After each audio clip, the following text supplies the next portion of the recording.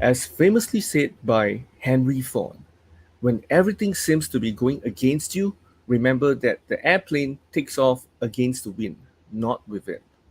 And for those of you who have always been thinking of how you can actually live the life you deserve and not the life you have, then this episode is for you. Hi, my name is Rayson Chu and I'm your host for the Legacy Show. And today it is our honor and pleasure to have this amazing and inspiring entrepreneur, and his name is none other than Ben Muresan. Ben is the co founder of Humble CEO and Business Mentor. He was born in 1985 in Romania at the time when the country was under communist rule. His family escaped before the revolution and landed in an Austrian refugee camp in 1990. After immigrating to Canada and eventually reuniting with his siblings, Ben developed a passion for life and a gratitude mindset. He dreamt of building an empire, motivating, entertaining, and investing in other people. Today, he has developed the largest private mortgage company in southwestern Ontario with a mission to serve young families and make home ownership possible. Well, without further ado, let's welcome this amazing gentleman into the house. Woohoo! All right. Hey, Hi, hey, hey. Ben. Welcome, Hey, hey, welcome. hey. Thank you for having me. Oh, you're most welcome. It's really my honor and pleasure to have you here. How have you been, man? Good, good. Thank you, brother. Oh, you're most welcome. And I'm really happy and excited to have you here. And of course, I would like to thank today's sponsor, which is our 10x Stage Agency. Without you guys, I wouldn't have known Ben and the other amazing people that's coming on board in this platform, in this podcast, where we're going to talk a lot. And of course, uh, 10x Stage Agency is actually something that Pete Vargas has actually built, and this dream team he calls is really something that they make the dreams of the speakers and their event planners a reality. And without that, I wouldn't be able to speak to Ben today, and I'm really grateful for this mini collaboration between 10x Stage Agency together with Legacy as well. And wow, um, this is something that I've never thought would happen, and it's really happening right now. So I would like to actually ask Ben, can you share with the audience a little bit more about who you are and what you do? Sure. So, who I am, Benjamin Muresan. I go by Ben Humble because all immigrants have a nickname, don't they? So, Yeah. I go by a nickname. It's easier for North Americans to pronounce it and say it. I'm an immigrant from Romania. I was born in communism. I'm the oldest of nine kids and grew up in Wow. Canada just working for everything. My parents worked two, three jobs. My dad eventually became a pastor of a church in Canada, got his doctorate in theology. And I grew up as a musician, always wanted to be in music. And eventually that led me Mhm. down the road of entrepreneurship, started doing real estate investing. Now we have masterminds and communities, and we help people grow, companies in different fields. So today I get to travel. I get to live life on my own terms. I've got a beautiful wife the last 14 years. And what I'm the most thankful for is the gratitude that I get from God every single day. Just being able to live in abundance, being able to inspire people to just live their best life, live on purpose every single day, not by default. So that's a short, short synopsis of who I am. Ah, nice. Okay. Wow. Being an immigrant and going to a foreign country where you have no friends, or probably you have some family because you manage to find them. After that, you get together with them.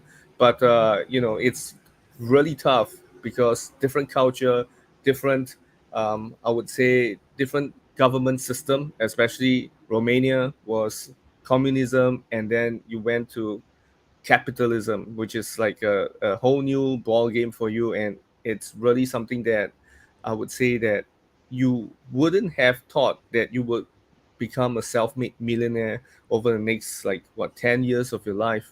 So Ben, before we dive into the main focus of our interview, our listeners would love to get to know you a bit better. So, can you tell us a bit about your backstory on how did you become an entrepreneur and So I was a becoming Ben Humble? sure, I was a musician growing up, and I went to music school. And about halfway through music school, my teacher said, "You are the most talented but laziest kid that we have." And I said, "Really?" She said, "Yeah, you have all this talent in you, but you're not working hard for it." And she said, "You're never going to become a high school music teacher if you don't go ahead and work harder." And I said, "I didn't realize I was in this program to be a high school music teacher. I thought this was a performance program." And I realized halfway through school I was in the wrong program. So I dropped out. And I did whatever an immigrant kid could do, which is clean. I started a cleaning janitorial service company. I started cleaning and scrubbing floors and doing all this stuff. And I just would go anywhere to get a customer. Whoever would hire me to go do work, I'd be there doing it. And after a couple years of doing this, I started looking for better ways and better ways. And somebody said, "You got to own some real estate." I said, "Real estate? How's that work?" They said, "Easy. You got to go buy $1 million worth of real estate and have these people called tenants or customers pay it off. And when they pay it off, you're a millionaire." And I said, "Hey, that's got to be a better way. That's got to be Mm-hmm. better than me trying to clean floors." So I got into real estate at the age of 21. I bought my very first duplex. It was actually one of the people that was in my business community, sold me a duplex, helped me get the financing. And I never forget, I moved into this property. Um, at 21 years old, I moved into this property and I was paying $156 a month plus utilities to live in my own property. So that led to a second one and a third one. And by the time I got married at 23, I had three properties, five tenants, and I was living rent free. That was the start of real estate. That was the start of entrepreneurial. But I got into business because I wanted to play my music. I wanted to never be told again, "You're never going to make it to this." I wanted to take control of my own financial future.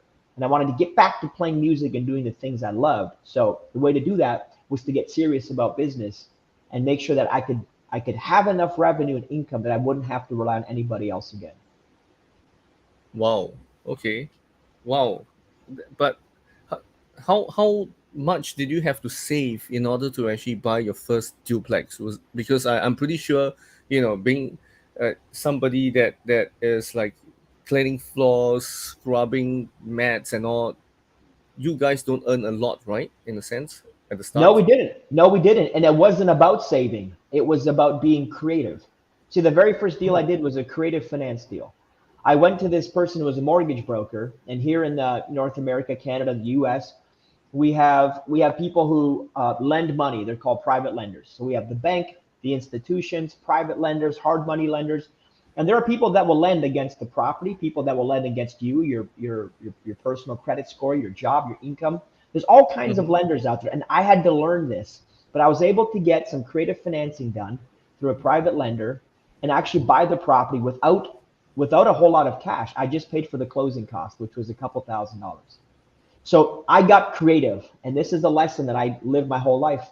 When you don't have the money, get creative. Find a way. There's always another way to do something. But most of mm. us, we only know the default way, which is to go to the bank, to save 20% down, and to buy the property. So this is the power of capitalism, is creativity. And because I'm a Uh, musician, for me, creativity comes maybe more easily than for other people. So that's how I got into my first place, was for about a couple $1,000s in closing costs. wow. Okay. Okay. Wow. Interesting. Wow. This is something that I believe many of us would like to learn more, and to actually know how we can actually grow our in terms of not just our wealth, but also at the same time getting our own house at such a very creative way. And of course, while you were actually building your business, and of course getting this multiple, I would say, houses and all in business terms, I'm pretty sure you must have met some failures along the way, right? So how has a failure or apparent failure set you up for later success? And do you have a favorite failure of yours? I believe life is a series of failing, and so long as you Mm-hmm. never become a failure, you can keep moving forward. I fail at things every single day. We're failing right now at things. And by Okay. failing, I believe in the power of failing, but then optimizing, failing, but then learning, and then optimizing, and failing, and learning, and optimizing. It's a pattern. And if you're Yeah. unwilling to fail, I don't think you'll get very far. So one of my favorite failures, if I have to go to that, was when I started at 23, I decided I was going to try to trade stocks. I said, I'm going to try to trade stocks and options and all this stuff. So I Mhm. remember trading options, and I bought an option trading course, and I decided to start trading options, see if I can make money. And I got into day trading. And if you've ever done day trading before, it's probably the most manic depressive type of investing you can do. It's in and out and emotions up and down and Yeah. sideways. And I remember one very, very frustrating day after a whole lot of back and forth. I lost about $40,000 in one day. And that was the most Wow. frustrating day of my life. I pounded my table and I said, I will never be here ever again. From that moment forward, I took money management very seriously. I became what I would call a steward of capital. The Bible talks about stewardship. So I would become a Mhm. steward of money. I would take care of money. I would treat it as though it's been entrusted to me. And since that day, I've managed money in a stewardship principle. So I don't look at it like it's my money. I look like I'm managing it on behalf of my creator. So by doing that, that one lesson, that one principle has been guiding me in managing money for years now. That was one of my favorite, most pivotal failures. It was a defining moment in the way that I manage money. And I'm thankful for that experience. Although it was incredibly frustrating, it allowed me to create some deep conviction about my future, my behavior around money. So that one experience shaped a lot for me.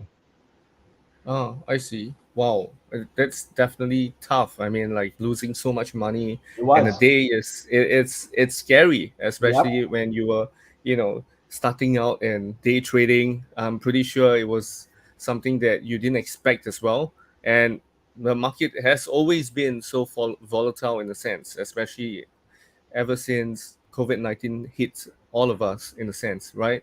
And you said something very interesting, which was to be stewardship, to actually be a steward in terms of your money. So how did you manage your money like a steward, and what's the strategy like? So from that moment forward, I decided, my wife and I, we decided to live and budget every single dollar that came in the house. So every single dollar, we would sit down and create a monthly budget, and then we would reconcile our budget every 30 days. What that allowed us to do was really understand where our money was going. We Oh, developed the discipline around money management because we were responsible for managing the few dollars that we had. So we created a philosophy. It was called spend one, save one. We would save an entire nice. paycheck, her paycheck, because she had a stable job in the financial sector. And we would try to live off of my paycheck. So hers would be investing or saving, mine would be under just living. And that philosophy allowed us to save her entire paycheck for years and years and years, which gave us a very, very strong ability to invest in deals and opportunities when they became available. So from that stewardship principle came budgeting, came the discipline of making strong financial decisions, and then living way below our means and saving an entire paycheck. That was a secret ingredient for us and positioning ourselves to be able to start acquiring real estate, which we did in a couple of years later. Wow. Okay. Nice. Nice. Oh, wow. For those of you who are tuning in, be it on Facebook, LinkedIn Live, YouTube Live, or even if you are listening it via Spotify or iTunes, you can try this method out, which is save one, spend one, and this is something that I'm going to give it a try. Wow. This is something very unique. I've never thought of this until you actually shared this, and of course I actually read your book From Communism to Capitalism, which is very inspiring, and you guys should also go and check it out in his website as well. You can go and find out, and this book is really inspiring in terms of like not just, it's not just about his biography, but also his principles, his living values that he has been practicing every single day, even to today. And you guys should go and check it out as well. And like I was reading this book, and I saw this principle, and man, it's great that you are sharing this as well. And I would like to ask you, um, I'm pretty sure you love reading as well, and as you are an avid reader as well, plus you're an author. Um, can you share with us like what are 1 to 3 books that have greatly influenced your life? Sure, I'd be happy to. I read different types of books. So you get standard answers on finance or business, and you know, Yeah.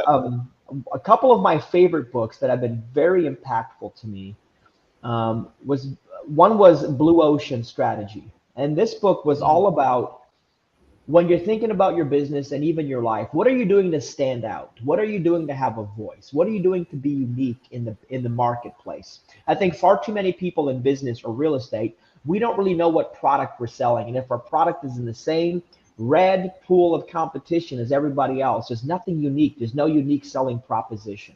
This has yeah. helped me in every business and every product launch that I've done is understanding that we must be unique, we must be different, we must be in such a way a unique solution for whatever that problem is. So Blue Ocean Strategy is a book that I really do appreciate a lot. There's a whole host of other ones, but another one that really comes to mind for me on a lifestyle is the 4 Hour Work Week, which I read years Oh, and years ago. I'm sure you've read that book by yeah. Tim Ferriss. And I took away one key principle from there, and that was the big domino theory. And the big domino theory is to Okay. spend time doing nothing. He used to walk his dog for weeks and do nothing, but think about what was that one big thing, the one big domino that he could knock over that would knock over a whole bunch of other small dominoes. I've taken that Mm, principle and turned it into my kind of time management ethos. I apply a Pareto principle to everything, 80-20 rule. What's the yeah. one big thing that I need to do this week that will remove so many other little things? If you want to master time, I work about 15 hours a week on Tuesday, Wednesdays, and Thursdays. I have Fridays off typically, and Saturdays, Sundays, and Mondays are music days. And it's by implementing and applying the Pareto principle in your life. So that to me was a really powerful thing from Tim Ferriss's book. And there's another book. It's called Man's Search for Meaning. And I Ah, believe that yes. all of us by Viktor Frankl and all of us are looking for, I think there's three layers to what we deem success. There's financial success and stability, which we all Mhm. seek and live in scarcity around money until we have it. Once we have that, we typically give up the next layer of success, which is called time success. So we don't have time freedom. So financial freedom, time freedom. And then the third freedom is freedom to choose and live in purpose. And that to me is where search of meaning becomes the most valid is what are the activities and behaviors that you use in life, and are they related to money, time, or purpose? My life is about purpose. I believe in impact over income these days, but I have been extremely blessed and fortunate where my business, my activities, my mindset has allowed me to create financial and time freedom. So now I get to do the things that I believe that are designed for me versus the things that I have to do just to create provision in my life. Okay. Well, those are really great books that you have mentioned, and of course, just now you actually mentioned about purpose, or I would say impact over income, right? So, Mm.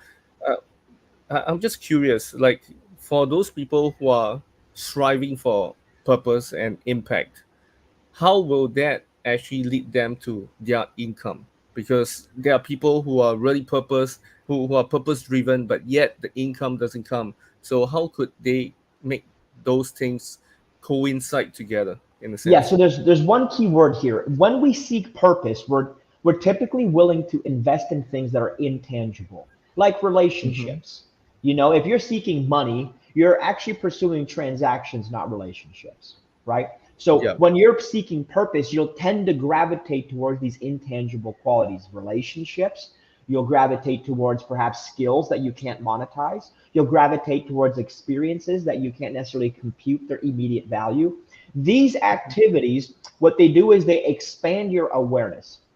Most of the problem around money is that people's awareness is too low. I'm in real estate investing. If you think that real estate investing is you buying one house one time, once per year, making $10,000 one time, that if that's your awareness around real estate investing, then that's going to be the TAM or the total addressable market opportunity in your mind. When I Mm-hmm. hang out with people who will buy thousands of houses per year, they raise millions of dollars of capital. They have swarms of employees doing the work, and they're able to operate from an executive position and look at their company much like a chessboard. And then you have to change the awareness around what's possible. And I believe when Yeah. people chase money, they're basically running away from scarcity. When people chase time, still running away from scarcity. But when people chase and they pursue purpose, they're really pursuing freedom and opportunity. I believe real opportunity comes from purpose. Everything else is running away from scarcities. It's trying to cope with the fact that you don't have enough provision in your life, not enough food, shelter, or perceived food and shelter. So I believe the best mind game happens in the purpose. Until you finally raise your awareness, until you finally see the full picture and you gain greater perspective, well, then you're just a rat in your own maze and you'll never know. True, true.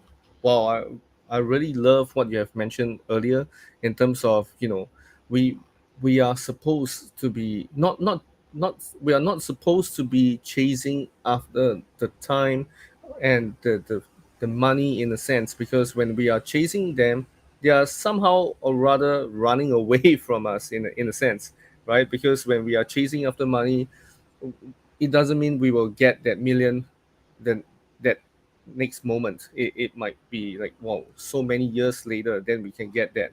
But when we are chasing after our purpose, then opportunities will come in place, and you'll be surprised by the abundance that God and whatever that we believe in are supplying us in a sense, because we are living a much more fulfilled life rather than being so empty, chasing after money after paycheck from different sources in a sense, right?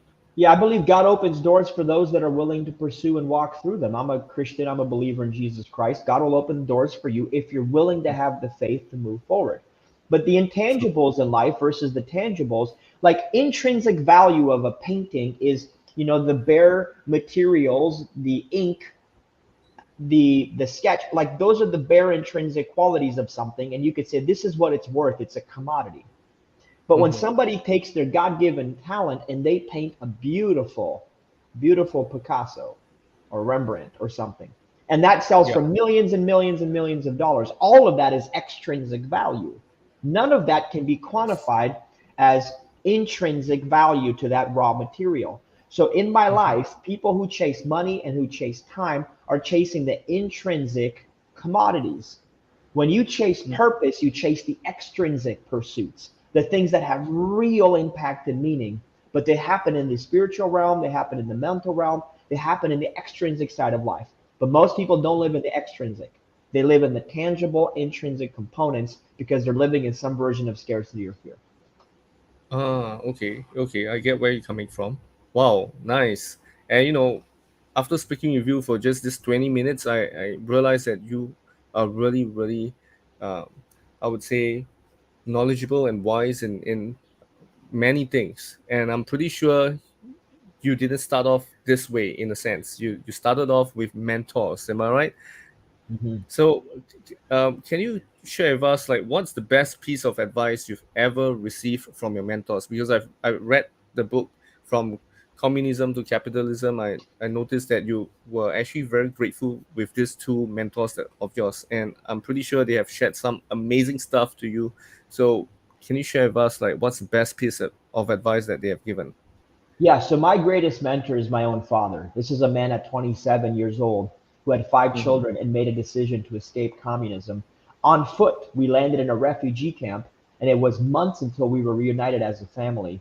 This is a man who started in a village of less than 15 people and got a doctorate in theology. So this man has been my primary mentor in life. And like any child, observing his behavior and actions has been more profound to me than any word he's ever said. The observation of how a man behaves, how he treats his wife, how he lives his life, how he pursues excellence. Those are the things that are the most impactful to me. But it comes back to what our faith says. The greatest uh, mentorship I've ever received is love God, love people. You don't have to like people. You don't have to like their activities. You don't have to like their behaviors, but accept them, love them. I have learned to love people even if I don't like people. I have, because that opens up your heart to gratitude. My ethos going forward is to give, gratitude, growth. Three G's: give, Mm-hmm. gratitude, growth. That's the ethos. Love God, love people. Like that to me is such an easy way of living life. I mean, it should say it's a simple way of living life. It's not always going Yep. to be easy to love people even when they falter, to love people when they criticize you, to love people when they take advantage of you. Like it's not easy, but I believe that is Yeah. so powerful. And I'll give you another one. It's this: starve the flesh and feed the spirit. Now, here's what that means. We have this fleshly desire to eat a cheeseburger even though we're 40 pounds overweight, right? We want to Mm-hmm. watch Netflix for 6 hours and not do the work we're supposed to do. That's the flesh talking. That's the desire talking. When you starve the flesh and do good, meaning feeding the spirit. I don't want to get up at 4:15 every day and go to the gym, but I do. I get up at 4:15 every day and go to the gym at 5 o'clock.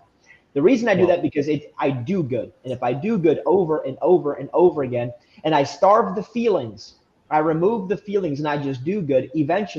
I eventually I'll have the fulfillment that the feelings are trying to deliver to me. See, feelings are an imposter. We all want Yep. fulfillment. We all want to do good. You want to make $1 million before you're 30 years old, like I did? Do good, build a business, learn Mm-hmm. about business, get a mentor. These are doing good.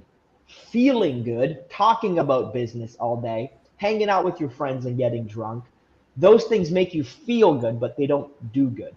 So, one of the greatest pieces is that: starve the flesh and feed the spirit. Feed the things that do good in life and not the things that feel good in life. Nice. Wow. Okay. So I'm gonna start starving the flesh and what's that again? Feed the The spirit. feed the spirit. Yeah. Feed the spirit. That's This right. nice, nice, nice. Okay. Wow. I'm gonna starve the flesh and feed the spirit, and of course, just keep doing good and not just so for the sake of just feeling good, but making sure the world is a better place in a sense. Wow, I really love that piece of advice that your dad has actually given to you. And wow, amazing, you know, getting to know about your story. Like, oh, you have to go through so much of pain. Wow, it's something that I never experienced before, but wow, hearing from your perspective, it's really something that's truly inspiring. And I would like to ask you this: if you could have a gigantic billboard anywhere with anything on it, what would it say and why? Hmm. If I could have a gigantic billboard anywhere, what would it Yeah. say and why? What a Mm-hmm. fantastic question. What a fantastic question. I would have a billboard that says humility is a superpower. Wow. Humility is a superpower.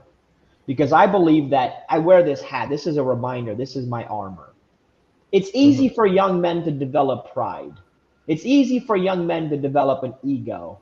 It's easy for Yeah. men and even women to think only of themselves and be selfish. It's easy to run away from problems. It's easy to think you know everything. But I've heard it from someone that there's two kinds of people: those that are ignorant and arrogant, and those that are ignorant and humble. Either way, you're ignorant. Either way, you Okay. don't know. I would rather be humble. I would rather have humility. I would rather ask great questions, lower my ego, be vulnerable with people, be willing to always be a student, even though in some things I am a master. Mm. But humility Okay. is my superpower. It allows me to grow every single day because pride did not. Ego stopped me many times from learning lessons. It stopped me from building and cultivating relationships. It stopped me from true internal growth. But humility, dropping my ego, saying I'm sorry, saying thank you, saying please, and that right here is a superpower. So humility isn't a weakness. Humility is a secret weapon for growth if you know how to use it. True, true. I agree. Like, when you are humble, you are willing to be open and lower yourself to those who are higher than you. And of course, you are also able to, I would say, level the whole playing field with your peers and everyone else, because you won't be, I would say, so arrogant enough to say, hey, I'm higher than you, I'm more superior than you, you have to listen to me. um, that's not something that we would like to experience, right? So Correct. I really love, I really love your tagline. Humility is the superpower, and it's really something that I believe this generation of people, especially the Gen Y and Gen Zs, should actually practice this, because humility is something that it doesn't show weakness, but it's a strength, and it's like what you mentioned, a secret weapon towards Mm. growth and to your own success. Mm. And just now you were saying about questions, right? So, I read your book, From Communism to Capitalism, that in order to free yourself from status quo, you actually have 9 questions to ask yourself. Can you share with us, like, what are these 9 questions that you ask yourself, so that you can be more purposeful, and like I mentioned earlier, free yourself from your status quo? Mm. I'll paraphrase because I know there's a lot in that book here, but I'm going to kind of paraphrase this down for you a little bit. So I think Sure. that is something really important for all of us is what do you want? My mentor used to ask me this question a lot. What do you actually want? Because every time we're pursuing something, we say, what do we want? What are we trying to achieve? And then more importantly, why do you want it? What's the trigger for you? See, I believe that most people will give up or fail. In business, the statistic is over 95% of people will quit or fail within the first 5 years. What Yep. is it inside of you that's going to drive you to keep moving forward? So, what exactly do you want? Be specific.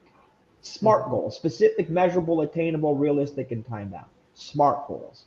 Why do you want it? The other thing is this: what are you prepared to give up? What are Mm. you prepared to sacrifice? Because there will be a sacrifice. What are you prepared to give up? Then the next one is who will you become? That's a great paraphrase. Who will you become in this process? I heard a speaker say one time that I want to double who I am every 12 months. My effectiveness, my health, my relationship, that by the time I'm 65 years old, that man is so much greater than who I am today, I almost can't recognize him. Isn't that a powerful Wow. quote? Right?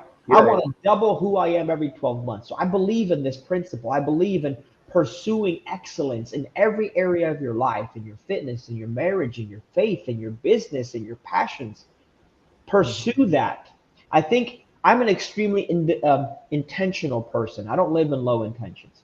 I love Yep. people who are highly intentional because those people to me are in pursuit of things. And the pursuit of things, I heard it said that what makes us human is our need for progress. Mm. What makes us Right. human is our need for progress. The pursuit of daily progress is what makes us human, what makes us happy. So that's kind of a paraphrase of the 9 different thoughts. Who are you? What do you want? Why do you want it? And who will you become? Who will you become in the process?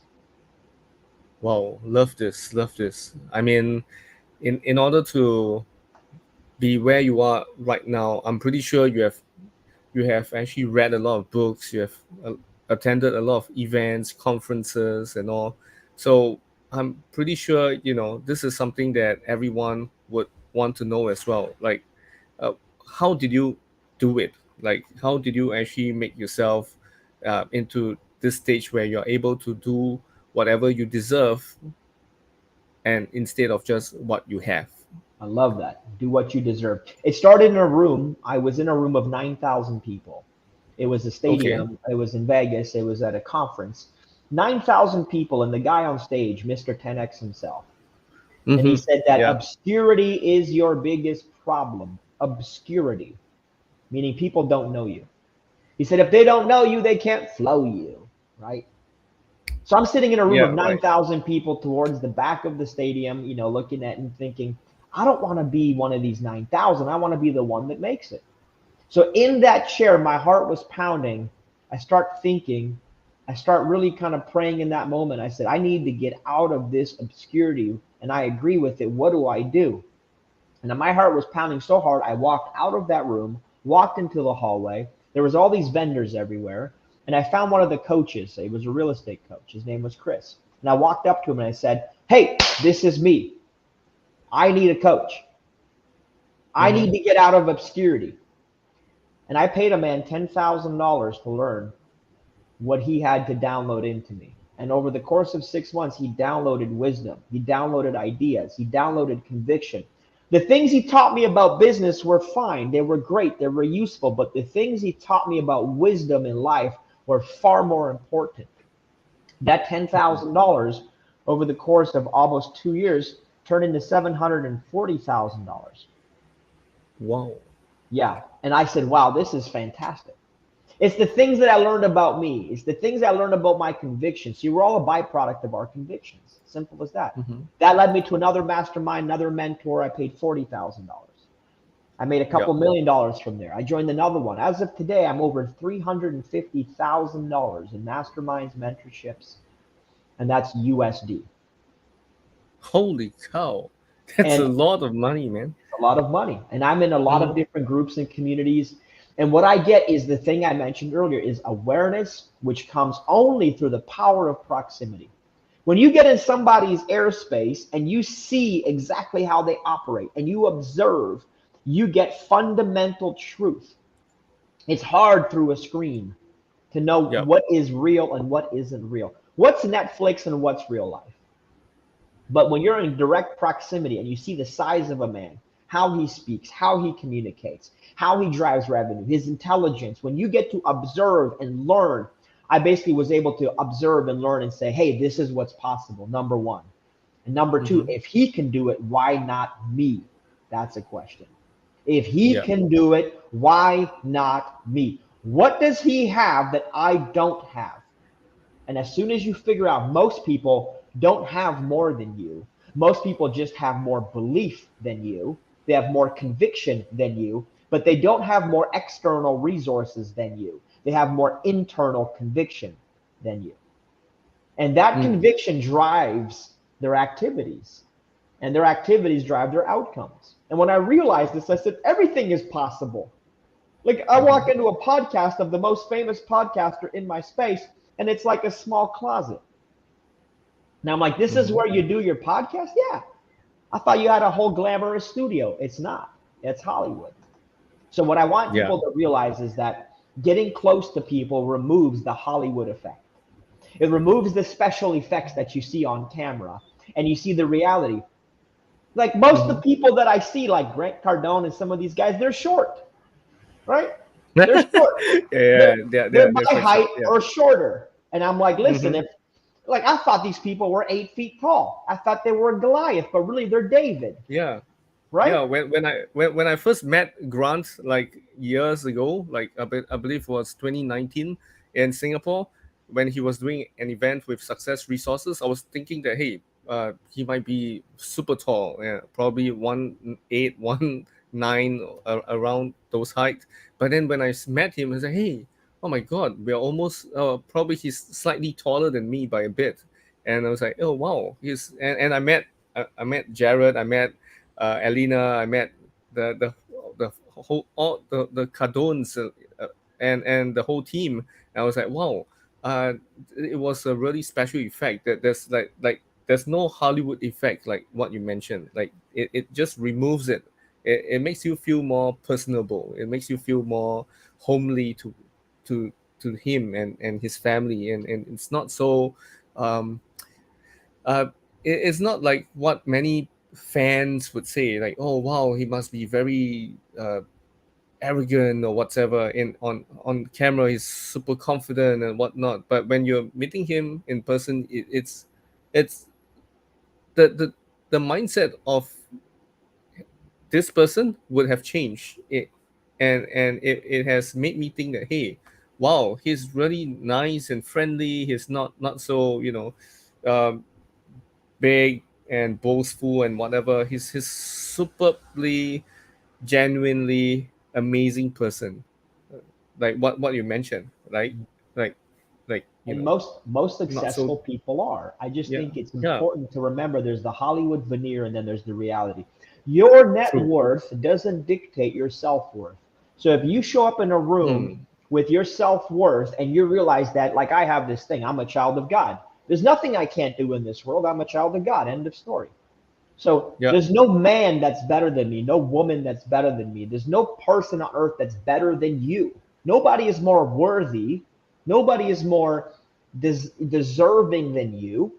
We Mm-hmm. all have worth. All of us were created in his image. So we all have worth. If you remember that Right. you have worth, there is nothing you can't do. Now, does that Mm-hmm. mean that that other person hasn't failed more and tried more and lived with more conviction and approached more? Sure. I have friends that have $1 billion worth of real estate, a billion with a B, and they're not any more deserving than you are, or myself, or anybody else. I have other people that are broke and they're great humans too. It's not about how much money you have. Now, money helps. Money creates more opportunity, more things, Right. more. There's more you can do with more money. It's a resource like time.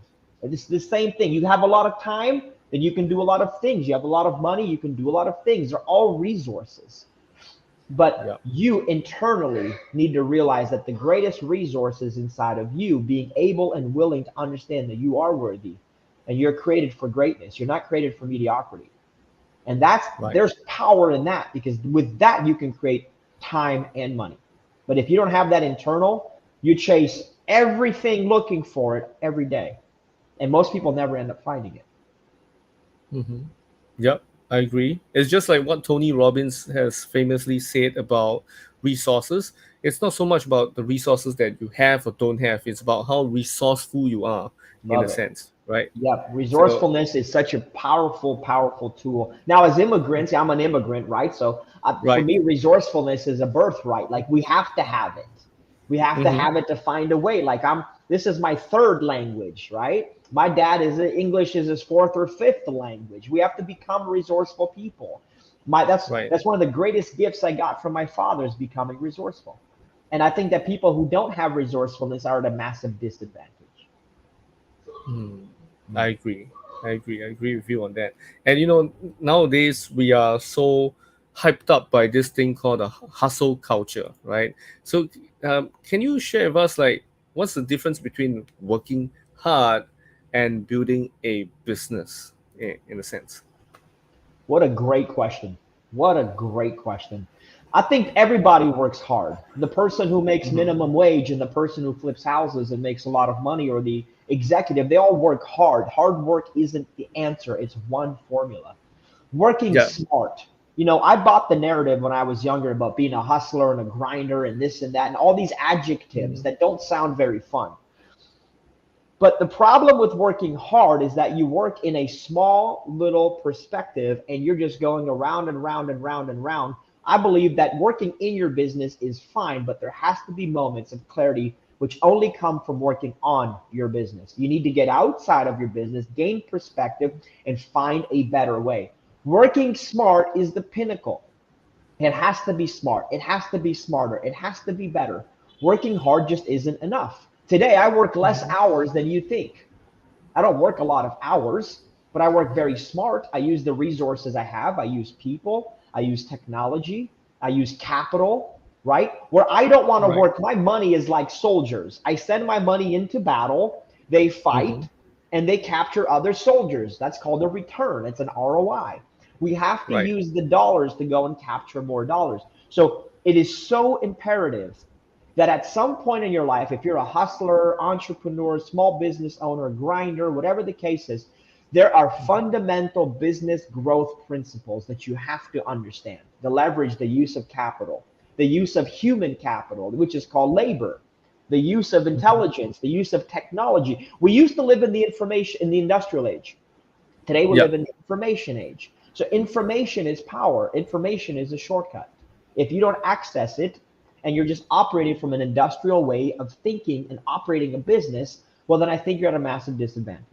So every single business owner, listen, before this pandemic thing, back when I remember in 99, they were gonna have Mm-hmm. this big blackout, right? Remember in 2000, the big blackout that Yep. was supposed to happen? It didn't happen, right? I Yep. remember being in church and we were praying and like it just didn't happen. And then we had 20 years. That was a foreshadowing. That blackout, the technology blackout was a foreshadowing to the pandemic. You had 20 years to get your business into modern times. You had 20 years to get your business into a technology advancement. And then instantly, in the middle of a pandemic, everything goes virtual, right? Everything Right. from real estate legal processes to this, crypto becomes more prevalent. All of these online things happen because we realized that the industrial age was dead, and you Yep. had 20 years to catch up. So the businesses that closed, they failed to see the warnings. They failed to Mhm. see that technology had to become a part integrated in what you did. You had to use information to your advantage. So I believe that working better and smarter is the only way to work. Otherwise, I don't think it's work. I just think it's a rat race. It's a hamster wheel that you're going on. It's not productive. Busyness does not equal productivity. Stop Right. wasting your Right. life. Stop wasting your life. Focus on productivity. Yep. Totally. And how to actually be more productive is through outsourcing, right? One of the ways I'm pretty sure you outsource, like you mentioned, you use technology, you use people, you use other things, and even money to win the war and get the money to into your war chest in a sense. Well, So yeah. this isn't hard. Like, listen, if you deserve $100 an hour because you have a service or a product, but then you're doing a bunch of $10 an hour jobs in between that $100 an hour job, you just gave yourself a pay decrease. Your job as an entrepreneur, business owner, is to constantly give yourself a pay increase. So other Yeah. people have to do the things that are less valuable in the marketplace. The $20 jobs have to go to people willing to do them for $20. But most business owners are they're so obsessed with control that they want to do everything themselves, and they never graduate to a real business owner because they become the technician. They become the technical person in every area of their company. They work for $10 and $100. And that's the problem. We have to get rid of the low level jobs, and you have to create real jobs in the marketplace where other people can go, entry level jobs, and can do that work for you. That's Mm. the economics machine for me. Oh, nice. Okay. Well, speaking of money and I actually watched your YouTube video the other day, and I noticed that there's this interesting video with a headline saying that the this 4 steps to making $1 million quick. So I watched that video and I find it very interesting, and I thought we could actually bring it into this episode as well. So Ben, can you share with us like what are the 4 steps to making $1 million quick? Well, there's a few different ways to do this. There's those 4 steps, another 3 steps, like that was one video. So I'll give you what I think are the 4 steps. Number one, build a skill. Build a skill that pays you Mhm. more than the one that you're doing right now. And if you don't know what that skill is, you need to find an industry that has a higher pay rate than the industry that you're in. For me, for example, real estate investing, one skill could be sales and negotiations of real estate deals. So Right. build that skill. Find the skill, build that skill. Number two, participate in that activity. So we have to Mhm. participate. Like if it's me, I'm going to stop working at the grocery store. I'm going to learn real estate negotiations and offer making as a skill. And then I'm going to start making offers. Participate in that. Participate, participate, participate. Number three, repeat. Number four, once you've done all three of those, it's learn to leverage capital. If you can leverage capital, know how to negotiate deals, and you're making offers every day, you can go from making 2,000, 3,000, 5,000 to 10,000, 20, 50, 100. So I think that's the quick and easy way for people to instantly build something of greater value. Making $1 million isn't hard. It's the same 40 hours a week. It's just the activity and the rate of pay that you're going to make along the way. Wow. Love it, love it, love it. Wow. Wow. When you said it, my eyes were like, whoa, glowing. I was like, oh wow, this is good. This is really great, solid advice that I'm pretty sure you guys should listen and practice this. And wow, as you know, as we are actually coming to the end of this interview, I have one last question for you. And I'm pretty sure you have gone through this before. You would have uh, no I would say no problems in achieving this again, or overcoming this again. So Ben, imagine this, right? You suddenly lose everything, your money, your name, your reputation. So what will you do from day one to day 30 to save yourself? I would lean on the highest paid skill that I have. If it's sales, I would lean on sales. I'd find a product that makes sense in this marketplace and I would instantly start selling. Like that's exactly what I would do. So for me, it'd be real estate. There's always a need for housing, always. Whether I'm Yep. selling housing, fix and flipping housing, renting the properties out, I would lean on my real estate experience. I think the default income to anybody is your lowest skill set, which is why I'm such a believer in growing your skills. For me, leadership as a skill, leverage as a skill, uh, let's say negotiations as a skill, money management as a skill. These are all super important things in life to know and understand. So I would instantly start selling products that are needed. There's always a product that's needed in the marketplace. And if you're a person with conviction, like I am, you can always sell. So that's what I would start doing instantly is find that product, start selling.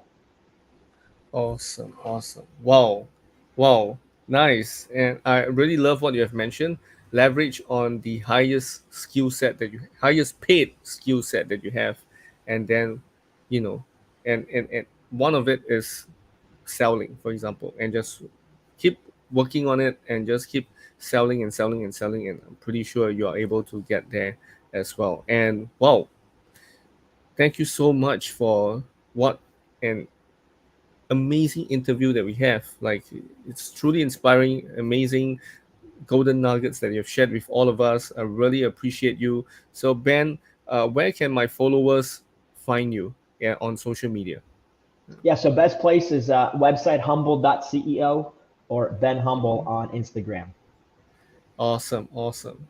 All right, so with that, I would like to thank each and every one of you for tuning in to this amazing episode of the Legacy Show, and stay tuned for more amazing guests from the 10x Stage Agency that we have, really grateful to be partnering up with. And of course, I would like to thank this amazing lady for introducing you guys, Erin Pablo. Thank you so much for introducing Ben and all the other amazing guests that's coming on board as well.